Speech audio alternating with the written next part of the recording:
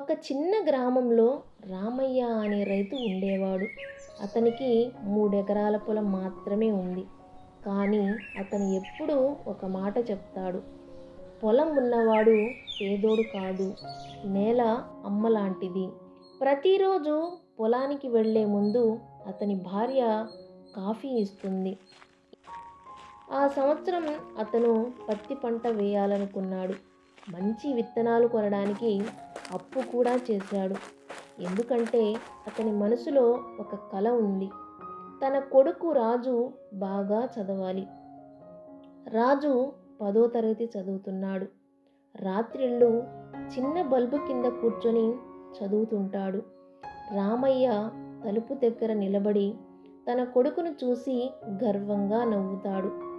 నాన్న, నేను పెద్ద ఇంజనీర్ అవుతా అని రాజు చెప్తే రామయ్య కళ్ళలో ఆశ మెరిసిపోతుంది.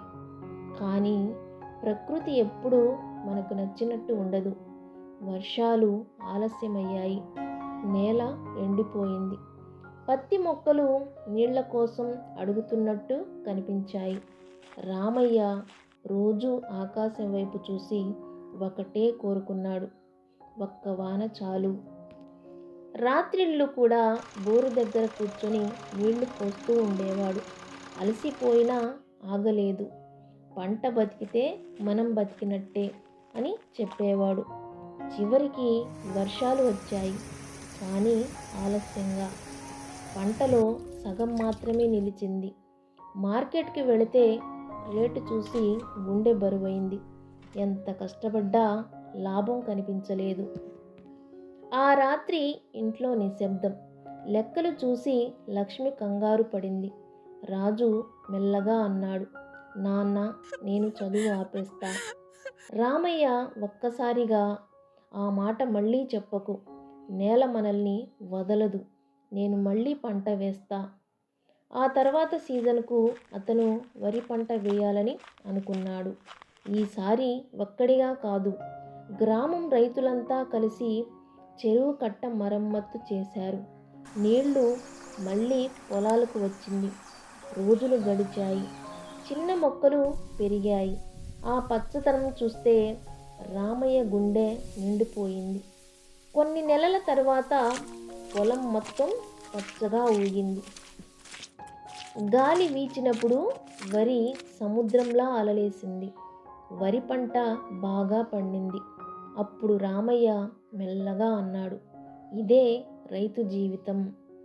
ఆ పంట అమ్మి అప్పులు తీర్చాడు. కొంత డబ్బు సేవ్ చేశాడు. రాజు కాలేజీలో అడ్మిషన్ తీసుకున్నాడు. ఏళ్ల తర్వాత రాజు చదువు పూర్తి చేసి ఇంటికి వచ్చాడు. ఒక కొత్త ట్రాక్టర్ తీసుకున్నాడు. నాన్న, మాట నిలబెట్టుకున్నా అన్నాడు. రామయ్య ట్రాక్టర్ని కాదు, తన కొడుకును చూసి కన్నీళ్లు పెట్టుకున్నాడు. నేను పంటను పెంచా, నువ్వు నా కలలు పెంచావు బాబు.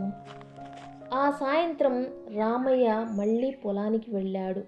మట్టిని చేతిలో తీసుకొని వాసన చూశాడు. అతని ముఖంలో ప్రశాంతమైన నవ్వు. ఎందుకంటే రైతు ఎప్పుడూ ఓడిపోడు, అతను మళ్ళీ తిరిగి లేస్తాడు. ఈ కథ మీకు నచ్చితే లైక్ చేసి సబ్స్క్రైబ్ చేయండి.